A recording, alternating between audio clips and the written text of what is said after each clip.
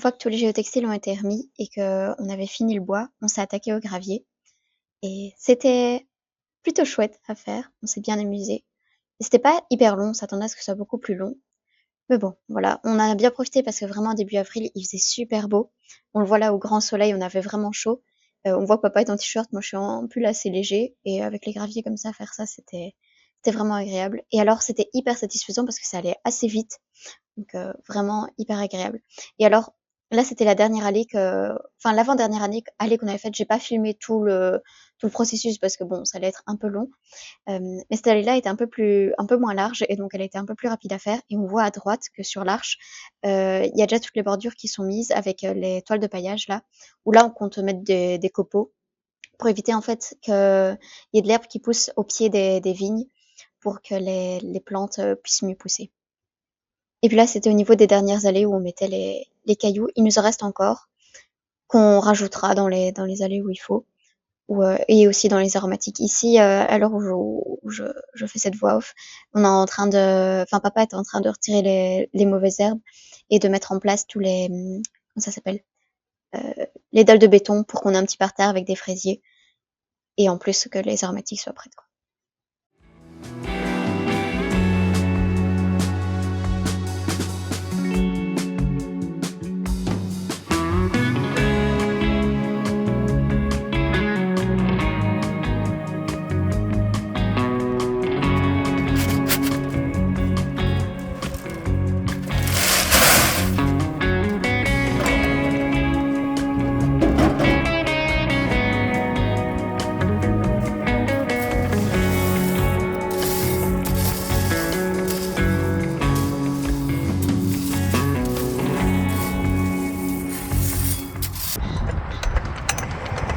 Bon, je te laisse faire tes conneries.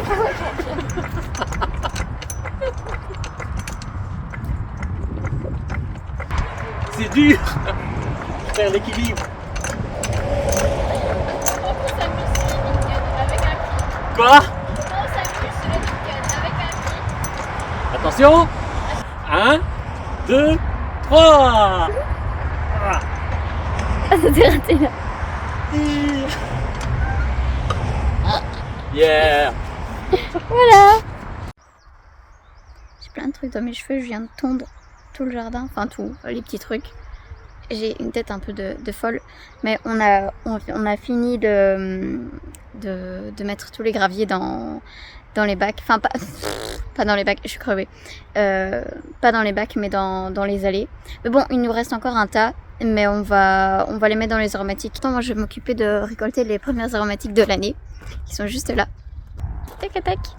Je vais ramasser un peu de menthe, de la mélisse, l'estragon qui est en train de partir super fort, et peut-être un peu d'herbe à curry là, et derrière il y a de la sarriette. Voilà.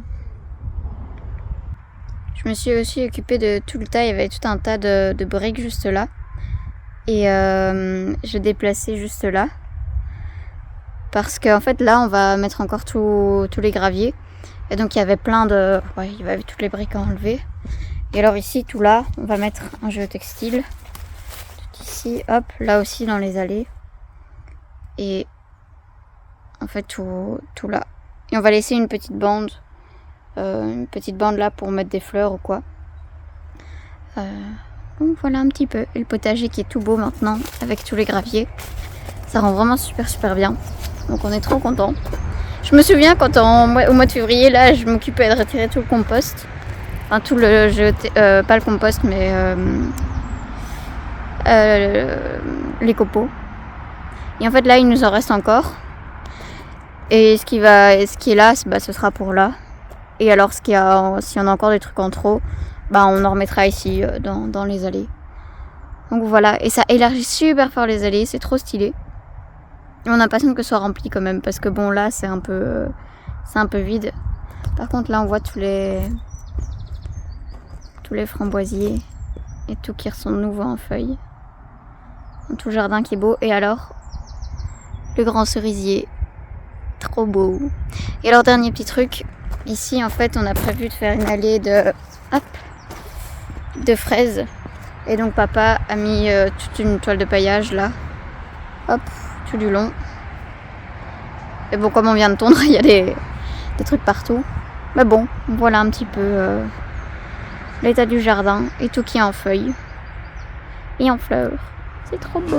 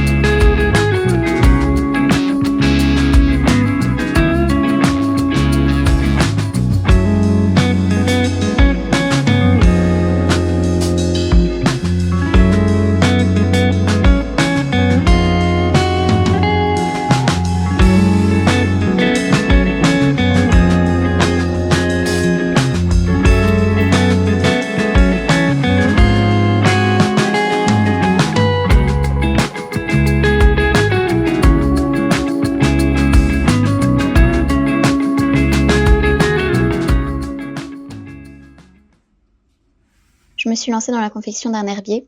En fait, avec le cours de botanique que j'ai à l'UNIF, on a la possibilité on peut décider si on veut en faire un ou pas, parce que cette année, c'est pas obligatoire. Et donc, j'ai commencé à le faire. Alors, on a 20 plantes différentes qu'on doit avoir. Donc là, j'en avais déjà pas mal à ce moment-là. Et il faut dire que c'était quand même du travail. Je m'attendais pas à ce que ça prenne autant de temps d'en récolter 20. Quand c'est 10, ça va. Mais voilà, 20, vraiment, ça fait beaucoup. Donc là, je sais pas, je devais en avoir déjà pas mal. Mais en fait, ce qui prend du temps, c'est d'être sûr d'avoir la bonne, de la rechercher aussi, parce qu'il y en a, elles sont quand même communes, mais il y en a quand même, fallait un peu les chercher. Et ensuite, c'est de bien les sécher, bien les mettre à plat, de changer les feuilles régulièrement. Voilà, là, ce qu'on vient de voir, c'était de la ficaire. Ici, sont des anémones des bois, donc l'anémone Sylvie. Voilà, j'ai eu par exemple le bouton d'or aussi, mais c'était un bouton d'or spécial, c'était le bouton d'or bulbosius, donc qui forme un bulbe, et pas, c'était pas celui à rhizome. Rhizome, c'est le acris. Et c'était celui que j'avais séché au départ. Heureusement, j'ai un ami qui m'a dit oui, t'as trouvé le bon bouton d'or. J'ai fait bah oui, je pense. Il fait ouais, mais celui à bulbe. Je fais ah non. Heureusement qu'il était là parce que sinon je me serais trompée. Enfin bref, ici, alors je vais la voir, il m'en reste juste une. C'est le Géranium dissectum. Et je vois plein de géranium à Robert, enfin d'herbe à Robert, donc géranium à Robert, je sais plus exactement le nom latin, enfin bref, mais pas le dissectum, donc je suis un peu là en mode oh j'espère que je vais le trouver. Donc voilà, normalement ça devrait aller, mais ce qui me reste à faire c'est de bien les mettre dans l'herbier en tant que tel, parce qu'ils sont déjà tous secs. Donc là ce qu'on vient de voir c'était du lamier, là c'était le bouton d'or qui était pas bon. Là, c'était le scolopendre. Alors, le scolopendre, c'est pas très beau. Et en plus, ça fait une racine, c'est une fougère, ça fait une racine un peu énorme. Là, c'est du plantain locéolé. Alors, j'ai dû penser à aller en rechercher parce que j'avais pas pris les étamines en fleurs. Et il faut qu'on ait soit une fleur, soit un fruit. Il y avait la pervenche qui est passée. Là, je ne sais plus. Là, c'est un lamier jaune ou blanc, je sais plus. Là, c'était le fameux bulbosius le fameux bouton d'or à bulbe, où j'ai dû retirer le papier collant que je mettais pour que les feuilles se placent bien. Là, c'en était un autre parce que j'en ai pris un pour l'ami en question parce qu'il n'en avait pas trouvé. Ça prend vraiment du temps de les enlever à chaque fois. Et puis ici, on a le forbe. Alors, je m'étais aussi trompée au départ, j'avais pas la bonne. Heureusement, on en a trouvé et c'est vraiment beau comme plante, mais attention, c'est vraiment toxique. Alors, ça sont des fleurs de frêne. Ça, c'était une feuille de scolopendre à nouveau. C'est un peu moche comme nom, scolopendre, parce que ça fait, si vous tapez scolopendre sur internet, vous tombez sur des insectes. Donc, faut bien préciser plante pour avoir une idée vraiment de ce que c'est. Ça, c'est de la lierre. Très délicat à sécher, vraiment, c'est tout fin. Et les feuilles sont vraiment, vraiment très fragiles. Donc, pas hyper agréable. Et là, encore de l'effort. Vraiment, en séchant, ça donne super bien. Ça, j'aime vraiment beaucoup. Ça, c'était simple. Et alors, à la fin, on avait récolté du bouleau, pour avoir les fleurs de bouleau. J'avais complètement oublié de montrer la dernière fois la paire de chaussettes que j'avais commencé, où j'avais fait la première, mais j'avais pas fini la deuxième. Et la voilà. Elles sont toutes les deux faites. Alors, il faut savoir que quand c'est en jacquard comme ça, il faut penser à faire la droite et la gauche. Parce que sinon, je me retrouve avec deux chaussettes qui ont du même côté la ligne. Et donc, je me retrouve avec une chaussette enfin les deux les mêmes, mais ça va pas, c'est comme si je faisais 2 fois la main gauche. La ligne de démarcation serait au mauvais endroit, enfin bref. Ici, elles sont finies. Et alors, j'aime trop parce qu'elles sont super longues. C'est les plus... Enfin, au niveau de la cheville, c'est la hauteur que j'ai... C'est la plus haute hauteur que j'ai faite jusqu'à présent. Et elles chauffent bien au mollet. Et alors, ce que j'aime bien, c'est qu'elles s'élargissent un peu. Et donc, au niveau du mollet, ça sert pas du tout. Et il le fait un petit peu dents de chat. Vous voyez, la ligne, là, c'est ce dont je parle. Bref. La ligne ici, elle est juste... c'est juste trop mignon, j'aime trop. Et à chaque fois quand c'est un jacquard, c'est toujours ce montage-là qu'ils font. Et je trouve ça chouette. Et c'est pas vraiment élastique, mais ça donne un petit truc. Et voilà un peu tout le motif. Avec, en vrai, ça se voit. Ouais, en vidéo, ça se voit très fort, la démarcation. Mais bon, on s'en fout, c'est dans le pied, quoi. Mais il y a une démarcation parce que j'aurais pas eu assez de gris comme ça. Donc, voilà. Sinon, rien de plus à dire vraiment sur ce paire de chaussettes. À part que, si, là, sur ce motif-là, là, c'était pas un motif hyper chouette parce que il y avait des grandes lignes où j'avais pas le... Comment dire, le fil était un peu sur des grandes lignes, était tiré sur des grandes lignes, parce que les couleurs alternaient assez fort. Donc là, on voit, et alors ce qu'il y a eu sur la première que j'ai faite, c'est qu'à cet endroit-là, c'était un peu trop serré. Et donc pour passer le pied, ben là, je dois un petit peu tirer sur la maille. Ça se voit pas vraiment, mais genre, si je prends le orange là, il y a beaucoup de mailles avant que je reprenne le orange qui est là. Et donc, ce qui fait que le fil est fort tiré, ce qui peut faire que si je tire trop sur le fil, j'ai un jacquard qui se serre et qui fait un peu un effet pas top. Enfin bref, super chaussettes qui sont terminées. J'en ai commencé une autre. Oups, j'ai fait un... Ça bouge, bref. La table est pas très stable. J'en ai commencé une autre qui est très printanière. Je vais pas la montrer, je la montrerai quand elle est terminée. Mais j'ai déjà fini la première et la deuxième est en cours. Mais bon, voilà, elle avance pas vraiment trop pour l'instant.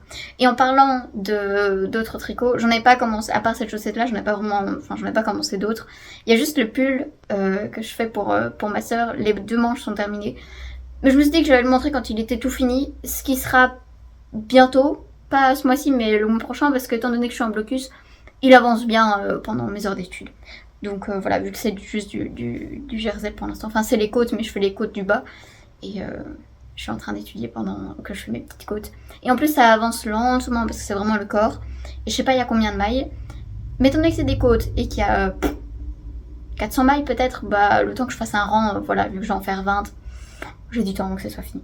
Et l'autre truc que je voulais montrer, c'est les 2 petites pochettes que j'avais commencé. Et le seul truc qui me restait à faire en fait c'était les assembler et coudre la fameuse tirette et faire le petit bout là. Voilà, mais pas grand chose de plus à dire à part que la couture était vraiment très simple, c'est de la couture à la main toute simple et alors l'intérieur ça ressemble à ça. À la base, le tissu qui était là, il devait être là. Pas une autre fermeture, hein. Il devait être là. Et ce tissu là devait être là. Mais en fait en cousant je me suis trompée. Et c'est une fois que tout était cousu et que mes pièces étaient prêtes que je me suis rendu compte de mon erreur quoi. Et je me suis dit je vais laisser ça comme ça, tant pis. Parce que bon, c'est pas mon tissu préféré. Je préfère largement celui-ci. Hop, avec des petits insectes comme ça, je le trouvais tout mignon. Mais bon, voilà, c'est pour l'intérieur. Et là, on voit bien ma couture. Hop, la couture à l'intérieur. C'est la seule qui est visible, sinon, à l'intérieur, ici, c'est aussi invisible. C'est vraiment une couture. Si on regarde très fort, si ça veut se mettre net. Non, ça veut pas se mettre net, mais c'est vraiment une couture totalement visible. Voilà, et je les aime beaucoup, elles sont chouettes. Après, des pochettes à tricot à chaussettes ou à mitaines, je trouve. Le seul petit truc où je me dis, oui, c'est un peu con au niveau du design, c'est que ça fait des trous là. Enfin, c'est qu'il y a 2 trous, c'était déjà comme ça au départ. Et donc, si je mets des crochets ou des choses ainsi, elle risque de se barrer. Mais bref, une petite pochette toute mignonne. Et alors, l'autre, j'ai fait la même erreur. Derrière, c'était pas celui-là qui était prévu. Celui qui était prévu, c'était celui-ci, qui est quand même un petit peu plus joli. Mais je me suis trompée, et bon, c'est pour l'intérieur. Et alors, à l'intérieur, l'autre côté, c'est un motif un peu plus abstrait, comme ça, un peu moins joli. Et nouveau, la couture. Voilà. Qui est très peu visible avec le fil. Et alors, je me suis amusée à coudre un petit bouton sur chaque. Hop. Et celui-là. Voilà. Donc, vraiment, le même format, juste des tissus totalement différents. Ça me faisait penser un peu à la lune et au soleil avec les couleurs. Bref, voilà. Sinon... Au niveau du potager ce mois-ci, enfin au jardin en général, on a fait tout ce qui était les graviers. Enfin, on a encore un petit tas de gravier qui est un bon tas de gravier qui nous reste pour les aromatiques. Sinon, toutes les allées du potager sont couvertes avec les graviers. Donc, en fait, je m'imaginais que ça allait prendre énormément de temps ce truc-là parce que bah oui, il y avait quand même vraiment un gros volume. Et puis, on a avancé petit à petit. Et en fait, ça a été assez vite. On a été étonnés. Donc, franchement, bon, assez vite. Bon, on n'a pas fait ça en 1 heure, hein, mais on a fait ça pas mal de soirs durant le mois d'avril. Et voilà, il en reste un peu. Pour les aromatiques, on doit terminer. Et ça rend vraiment bien, donc vraiment on est content. Et alors ça va nous éviter de ramasser plein de mauvaises herbes, parce qu'avec les copeaux c'était ça le problème, il y avait tout le temps des mauvaises herbes qui poussaient là-dedans. Donc bon, à la fin c'était un peu relou. Même si avec les copeaux c'était super beau, bah ça pouvait pas continuer comme ça. Et voilà, sinon niveau jardin, oui il y avait autre chose, il y avait ici les semis qui normalement devaient germer. Et ben les tomates ça va, mais les courges ça n'allait pas. Genre vraiment papa il m'a dit au bout de 2 semaines, ça pousse pas, il faudrait peut-être en refaire. Et donc je me suis retrouvée il y a 2 semaines, mi-avril, à refaire tous mes semis de courges, cornichons, tout ça. Vraiment, si on n'a pas de cornichons, si on n'a pas de courges, si on n'a pas de butternut, si on n'a pas de courgettes, bah, le potager il est un peu vide quoi.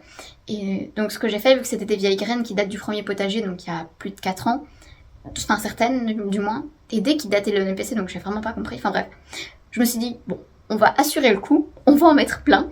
Et je ne sais pas pourquoi, mais à la deuxième fois où j'ai fait tous les semis, ben, ça a popé, donc tout germait, et donc on se retrouve avec des pots où j'ai mis à germer peut-être 10 graines de cornichons, et donc il y a 10 cornichons qui sortent. Voilà. J'ai pas compris pourquoi la première fois ça avait pas été. Mais bon, tout est un peu décalé, on est un peu en retard sur tout. Mais bon, c'est pas très grave. On a connu pire. Souvent je dis ça cette période-ci, je dis à papa oui, le potager c'est n'importe quoi, ça tombe, on n'aura rien, tout ça. Et on se retrouve au mois d'août avec une surabondance, enfin avec vraiment beaucoup. Donc bref, voilà. En tout cas, vu que tout a fini par sortir, on aura beaucoup de plants. Je sais pas si j'aurai la place pour tout mettre quand même. Enfin, voilà.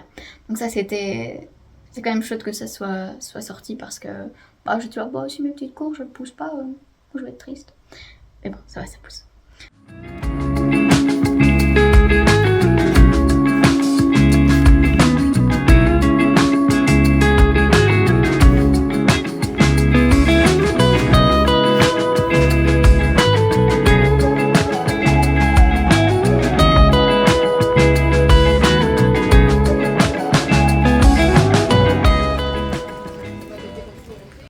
Chaque année au mois d'avril, il y a la fameuse foire d'Enghien. Et on adore y aller parce que c'est vraiment synonyme du printemps pour nous. Et on adore y aller. Souvent on y va le vendredi, ça dure tout le week-end, mais on aime bien aller le vendredi, comme ça il n'y a pas trop de monde. Alors oui, ça c'est un magnifique cerf où on s'est dit que dans le jardin ce serait peut-être joli. Non, c'est une grosse blague, on trouvait juste ça très drôle, et on s'est dit qu'on allait le prendre en vidéo parce que on s'est un peu moqué, bref. Et alors évidemment chaque année on revient avec de nouveaux plants, parce que bah, on a toujours quelque chose qui nous plaît. Et là, je me suis occupée de planter la sauge, le romarin. On a aussi trouvé de la mâche perpétuelle, ainsi du cresson perpétuel, et aussi de la menthe poivrée. Et voilà, je plante tout petit à petit.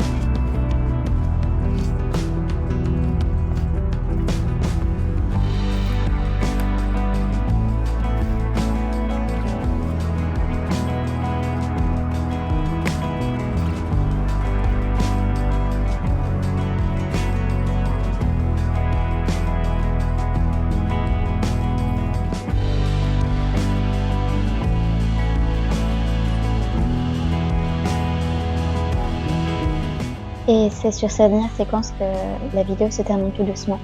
J'avais juste envie de vous dire que j'ai une boutique en ligne avec des créations que je vends, avec des illustrations notamment que je fais moi-même qui sont imprimées tout près de chez nous.